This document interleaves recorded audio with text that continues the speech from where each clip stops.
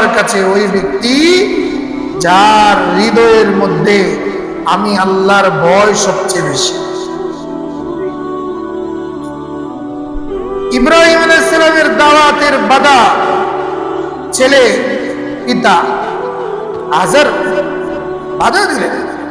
ইব্রাহিম আলাইহিস সালাম বললেন, আব্বু আপনি এইগুলো মূর্তি পূজা করেন, নিজের হাতে বানান আর এগুলির পূজা করেন, এগুলোকে মাবুদ মনে করেন।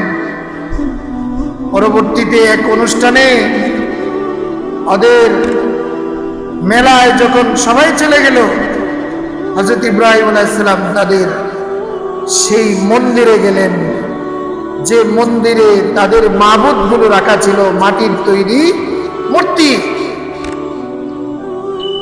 ইব্রাহিম আলাইহিস সালাম বলেন, এই খাবার রাখা আছে, খাও না কেন?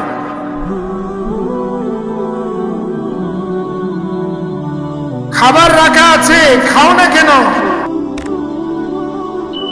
বন্ধুর কোনো কাজ করার হুকুম দিলে সেই কাজ করার হুকুম দিতে দেরি হয়, বাস্তবায়ন করতে দেরি হয় না। তাকে শুধু বন্ধু বলে না, তাকে অন্তরঙ্গ বন্ধু বলা হয়। এজন্য ইব্রাহিম আলাইহিস সালামের নাম খলিলুল্লাহ। কঠিন পরীক্ষা, শুরু থেকেই পরীক্ষা। নবুয়ত পাওয়ার পরে ইব্রাহিম আলাইহিস সালাম দাওয়াত দিলেন, কুলু লা ইলাহা ইল্লাল্লাহ ইব্রাহিম খলিলুল্লাহ তুফলিহুন। ইব্রাহিম আলাইহিস সালাম দাওয়াত দিলেন, তোমরা তাওহীদকে স্বীকার করো, আল্লাহ ছাড়া কোনো মাবুদ নাই। আর ইব্রাহিম তিনি খলিলুল্লাহ, আল্লাহর প্রেরিত নবী, শুধু নবী নয়, অন্তরঙ্গ বন্ধু। তোমরা কালিমা পড়ো, কামিয়াব হয়ে যাইবা। সর্বপ্রথম দাওয়াতের বাধা হয়ে দাঁড়ালো ইব্রাহিম আলাইহিস সালামের পিতা আজর। দেখেন, শুধু রক্তের আত্মীয়তার বন্ধন হলেই মানুষ দিনদার হয়ে যায় না, নবীর পিতাও কাফের হতে পারে। ওলি তো অনেক দূর কি বাত হ্যায়, নবীর পিতাও কাফের হতে পারে, নবীর ছেলেও কাফের হতে পারে। নবীর বিবি যার সাথে রাত্রি যাপন করেন, অন্তরঙ্গ সময়টুকু কাটান, সেই নবীর বিবিও কাফের হতে পারে। নূহ আলাইহিস সালামের ছেলে নবীর দাওয়াত মানেন নাই, কাফের হয়ে গেছে, ধ্বংস করে দিয়েছে। লূত আলাইহিস সালামের বিবি নবীর দাওয়াত মানেন নাই, কাফের হয়ে গেছে, ধ্বংস হয়ে গেছে। ইব্রাহিম আলাইহিস সালামের পিতা আজর পিতার দাওয়াত মানেন নাই, ধ্বংস হয়ে গেছে।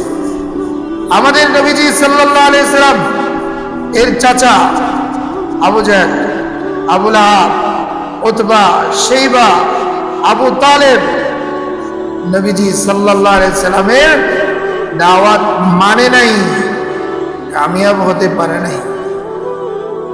সুতরাং এই দ্বীনের রাস্তায় আত্মীয়তা, এইগুলো আল্লাহর কাছে প্রিয় হওয়ার কোনো দলিল নয়। আল্লাহ তাআলার কাছে প্রিয় ওই ব্যক্তি যে যত বেশি আল্লাহকে ভালোবাসে। আল্লাহ তাআলার কাছে প্রিয় সেই ব্যক্তি যে ব্যক্তি আল্লাহ তাআলাকে সবচেয়ে বেশি ভয় করে। যার হৃদয়ে যত বেশি আল্লাহর ভয়, সেই লোকটা, সে হোক না গরিবের ছেলে, হোক না তার বংশটা অনেক নিম্ন, হোক না তার থাকার কোনো ঘর নাই, কিন্তু সে আল্লাহর কাছে সবচেয়ে প্রিয়। আল্লাহ তাআলা বলেন, ইন্না আকরামাকুম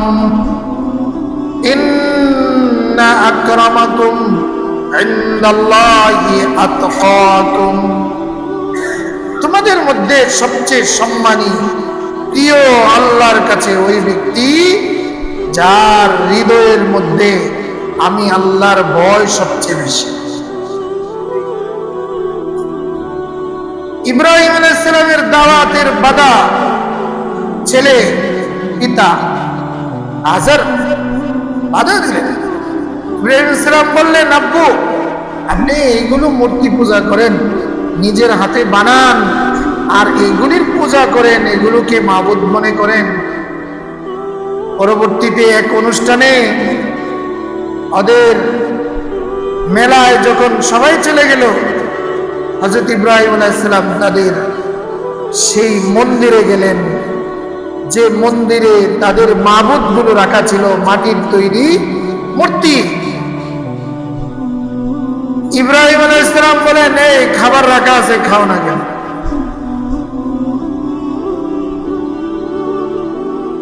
খাবার রাখা আছে, খাও না কেন?